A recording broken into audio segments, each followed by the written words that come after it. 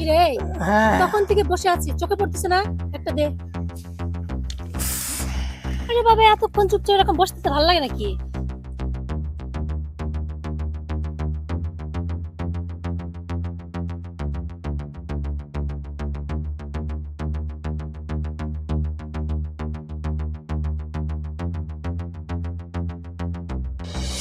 না না, হুম স্টেশনের পাশ দিয়ে অনেকদিন পরে আসতেছি, ভালোই লাগতেছে। ভালোই লাগতেছে, আমারও ভালো লাগতেছে। কি সুন্দর।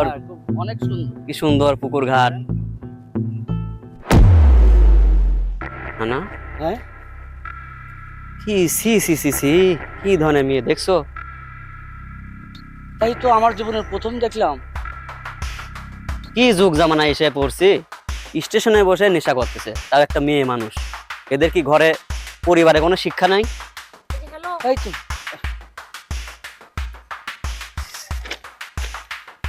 আমাকে নিয়ে কি যেন বলতেছিলেন? নেশা? সিগারেট কোনো নেশার জিনিস না, হ্যাঁ? সিগারেট এখন বর্তমান যুগের সামান্য একটা ব্যাপার। নেশা বলতে বলছেন আমি কি এখানে মদ খাচ্ছি না ওপেনলি গাঁজা খাচ্ছি? হ্যাঁ, আপনার ছেলে মানুষ যদি কে কাছে পাবলিক প্লেসে বসে বসে সিগারেট টানতে পারেন, আমি খালি কি সমস্যা? দেখছো? কি একটা হবে? সি সি সি, তওবা তওবা, আস্তাগফিরুল্লাহ আস্তাগফিরুল্লাহ।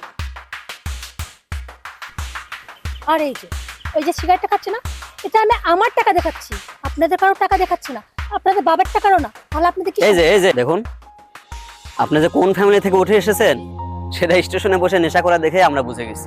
আর শুনুন, এখনো সময় আছে, একটা ভদ্র ঘরের মার্জিত মেয়ে যেভাবে থাকে সেভাবে জীবনযাপন করার চেষ্টা করুন। এই নেশাপানি বাদ দিয়ে ভালো হয়ে যান এবং ইসলামিক মাইন্ডে চলাফেরা করুন, পর্দা করুন, নামাজ পড়ুন এবং একটা ভালো ছেলে দেখে সংসার শুরু করুন। এখনো সময় আছে, ভালো হয়ে যান। ভালো না আর সংসার? আচ্ছা, যে মেয়ের নিজের পরিবার নেই সে কিভাবে বুঝবে একটা সংসারের মর্ম? অবশ্য আপনি কিভাবে আমার কষ্টটা বুঝবেন? আপনার তো পরিবার আছে, বাবা মা আছে, ভাই বোন আছে, সব আছে। আর আমি কেন সিগারেট খাই জানেন? একটা মানুষ যন্ত্রণা না পেলে না কখনো কোনো প্রকার নেশা করে না। নেশা মানুষ তখনই করে যখন মানুষ তার কষ্টটা কাউকে বলার জায়গা পায় না।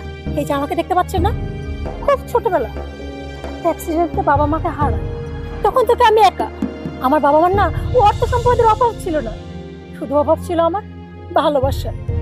ছোটবেলা থেকে মামা মামির কাছে মানুষ, তারা সবাই তাদের জীবন নিয়ে ব্যস্ত। আমাকে দেখবে, আমাকে নিয়ে ভাববে, আমি কোথায় গেলাম না গেলাম সেগুলো নিয়ে ভাবার সময় তাদের নেই। আমি রাত্রে বাড়ি ফিরলাম কি ফিরলাম না সেই খবর নেওয়ার মতো কেউ নেই। তাহলে আমি কি করবো? হ্যাঁ, আমি ওই নেশা করব না আপনার মতো পরিবারের চিন্তা করব? সরি, আসলে আমার এত কিছু জানা ছিল না। আসলে আপনার ফ্যামিলি নিয়ে কথা বলা আমার উচিত হয়নি। কিন্তু একটা কথা কি জানেন, আপনার ছোটবেলা থেকে মা বাবার আদর পাননি, তাই বলে যে আপনি নেশা করে আপনার জীবনটা এভাবে নষ্ট করবেন, এটা কিন্তু উচিত না। এতে তো আপনার বাবা মার আত্মারও কষ্ট পাচ্ছে। আপনি তার থেকে নিজেকে পরিবর্তন করুন, ইসলামিক মাইন্ডে চলাফেরা করুন, আর চাওয়ার দরকার হলে আল্লাহর কাছে চান। আল্লাহর কাছে আপনার বাবা মার জন্য দোয়া করেন, নামাজ পড়ে দোয়া করেন, ইসলামিক মাইন্ডে চলাফেরা করেন, দেখবেন এই জীবনে অনেক শান্তি পাবেন। আর আমার ভুল ত্রুটি হলে ক্ষমা করবেন। আজকের মতো আসি, বিষয়টা ভেবে দেখবেন। এখনো সময় আছে। এই জীবন কোনো জীবন না, এই জীবন থেকে ভালো পথে আসেন, নিজেকে শুধরে নেন। আসসালামু আলাইকুম। ওয়ালাইকুম আসসালাম। চলো না না যাই।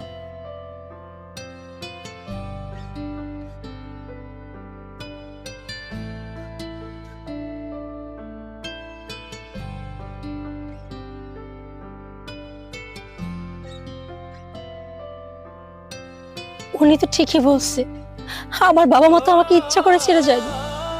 আর তাছাড়া আমার বাবা মা থাকলে কখনো চাইতো না আমি এইরকম একটা জীবন। না, আমাকে এরকম করে জীবন চললে হবে না। আমার তো উচিত আমার বাবা মার জন্য কিছু করা। হ্যাঁ, আমি এখন থেকে নামাজ পড়বো, পর্দা করব, আমার বাবা মার জন্য ওই উপরের কাছে দোয়া করব যে না আমার বাবা মার আত্মার শান্তিতে থাকে। আমি আর সিগারেট খাবো না, আমি আর নেশা করবো না। আজকে থেকে আমি পরিবর্তন হয়ে যাব, পরিবর্তন হয়ে যাব।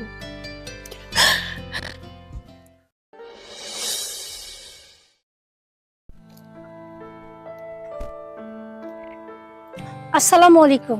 ওয়ালাইকুম আসসালাম। কেমন আছেন ভাইয়া? আলহামদুলিল্লাহ ভালো আছি। আপনাকে চিনতে পারলাম না, চেনা চেনা লাগছে, কোথায় যেন দেখেছি। মনে করতে পারছেন না? ওই যে স্টেশনে সেদিন আপনার সঙ্গে দেখা হয়েছিল, আমি সিগারেট খাচ্ছিলাম, আপনি আমাকে অনেক কথা বললেন। ও, স্টেশনের ওই মেয়েটা? আপনি এই কয়েকদিনের মধ্যে এত পরিবর্তন হয়ে গেছেন? আসলে আপনি সেদিন যে কথাগুলো বলেছিলেন সেই সময় আমার খুব খারাপ লেগেছিল, কিন্তু পরে আপনার কথাগুলো ভেবে দেখলাম আপনি ঠিকই বলেছেন। আসলেই তো, আমার বাবা মা মারা গেছে, তাদের আত্মার শান্তির জন্য আমার অবশ্যই দোয়া করা উচিত। আপনার কথাগুলো শোনার পর আমি নিজে বুঝতে পারছি আমার ভুলগুলো, সেগুলো শুধরানোর জন্য আমি এখন পর্দা করছি, নামাজ পড়ছি। আসলে কথাই আছে না, সৃষ্টিকর্তা প্রত্যেকটা মানুষকে আলোর পথ দেখায়, তবে কারো না কারো হাত ধরে। হয়তো আল্লাহ ঠিক আমাকেও পথ দেখালো, সেটা আপনার হাত ধরে। আপনাকে না অনেক অনেক ধন্যবাদ। আপনি যদি সেদিন ওইভাবে আমাকে কথাগুলো না বলতেন, আমার যদি খারাপ না লাগতো, আমি হয়তো কখনো ওটা অনুভবই করতে পারতাম না। আর আজকে আমার এই হৃদয়ত সৃষ্টিকর্তা হয়তো দিত না।